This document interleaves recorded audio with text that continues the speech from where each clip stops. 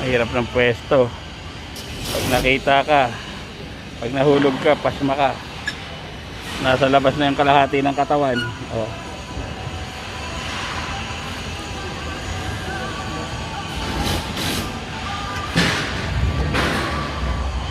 Walang harang pa eh, oh.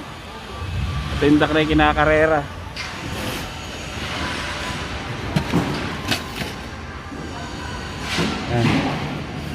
Ay, labas ang building. Ayan si Sir Royce ko. Kalabas ang building.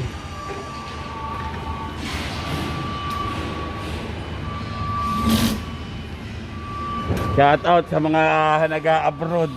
Ano ko, nagpa-vlog kayo rin ngayon. Sa reels ko to, sa reels. Oh. Akala ko inside lang ang ducting, outside din pala ng building. See that, mate?